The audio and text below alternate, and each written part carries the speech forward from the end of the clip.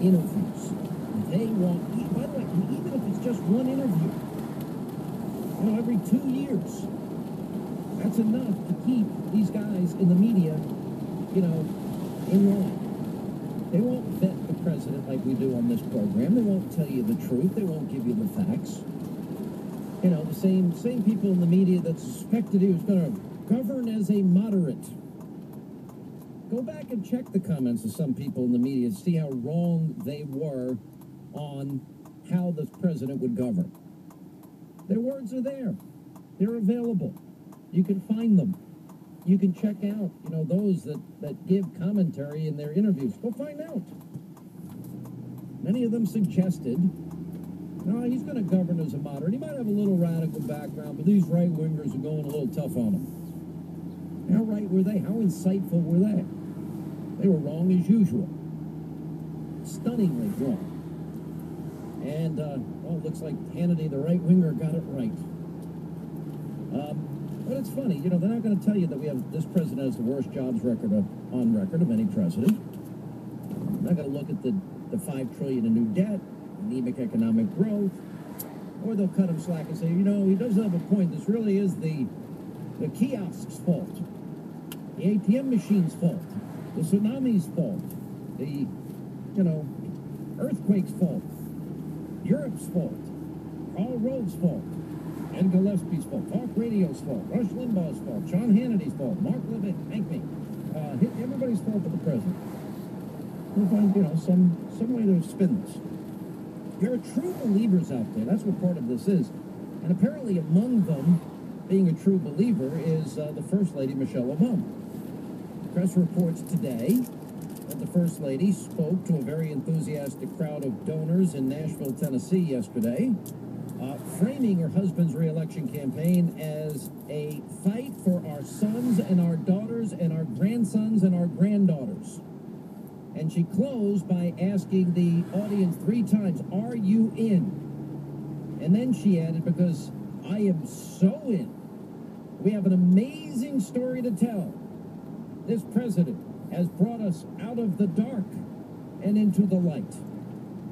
Wow, where have I heard that before? Where have we heard this before? That's right. You can find it in the Bible. 1 Peter chapter 2, verse 9. And speaking about Jesus, St. Peter wrote these words, "But you are a chosen people, a royal priesthood, a holy nation, a people belonging to God, that you may declare the praises of him who called you out of darkness into his wonderful light." Is it an accident that the First Lady, for the first time in my adult life, I am proud of my country, is, is anyone going to ask? Comparing her husband to the man who was, for Christians, Lord, Savior, Lord of heaven and earth, where he, unaware, like the Bible signifies, knowledge, purity, truth. By the way, I don't have a problem, just like I think any First Lady would support their husband, and so that doesn't surprise me anymore, but those terms were a little bit surprising.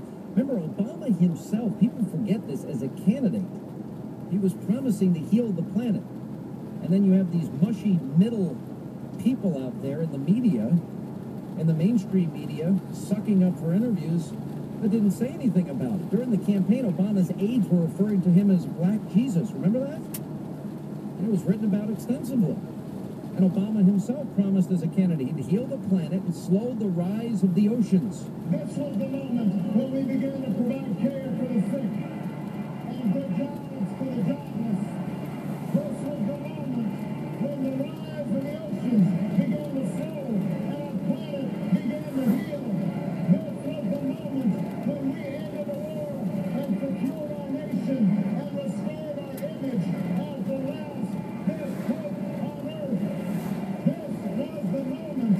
This was the time when we came together to remake this great nation so that it may always reflect our very best selves and our highest ideals. I never thought that would ever happen. I won't have to worry about putting gas in my car. I won't have to worry about paying my mortgage. If I help him, he's going to help me. I don't have to worry about my mortgage or putting gas. Well, you got to worry about putting gas in your car now. I mean, that's, Obama, you hear him promising to heal the planet, slow the rise of the oceans. It was a while ago that Mike Allen over at Politico, in discussing the confidence of Obama's re-election campaign, relayed what he was told, and he says, we still have Michael Jordan. Which kind of echoes a comment that Obama himself one made. He said, I'm LeBron, baby. I can play on this level. I've got some game. That shouldn't be confused with the time that Obama compared himself and his legislative record favorably with FDR and Abraham Lincoln. He said, in that case, I put our legislative and foreign policy accomplishments in our first 2 years against any president, with the possible exceptions of Johnson, FDR, and Lincoln. Said that on 60 Minutes. So what was the basis, for this proclamation? Comparing himself to Jordan, LeBron, FDR, Lincoln. There's none. It's not rooted at all in reality. Because he can't run on this slogan, are you better off than you were 4 years ago? So, to put this as bluntly as I possibly can, and this is even for some of you that got caught up in Obama mania, and we're chanting, Obama, yes we can, Obama, yes we can.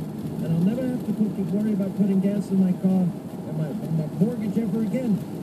Oops, I guess I have to worry about my mortgage. Car's out of gas. It's expensive. Is that, and this is where the media's sucking up for interviews. Your independent media out there. Friends of Bill Maher. This is where he has, in terms of as being a president, and he has literally so few accomplishments. Let me put it this way, the thinnest of any person that I can think of that has ever been elected president. His record since becoming president is among the worst in American history. And I'm looking at every indicator, one after another, we have set the worst record since the Great Depression. And he has literally nothing impressive to talk about, to call his own. Now, I do give him credit. He did give the order that killed Bin Laden, and he deserves credit for that. But in terms of, remember, but he didn't support the very policies that gave us the intelligence to get to Bin Laden. Liberals hate when I say that. They go nuts. But it's true. He didn't support rendition, black sites, black ops sites, and he didn't support Gitmo, enhanced interrogation. What in the public record, for all of you still, hypnotically, yes, we can, Obama.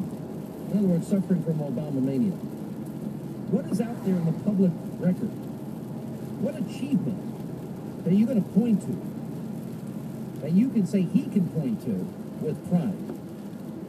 Full accomplishment because of him, his decisions, his policy, his stimulus, his budgets, his health care. Nothing. And, I understand a wife loves his husband, and, Michelle Obama seems like a nice lady. I think she's worked hard as First Lady. I don't have any problems at all with that.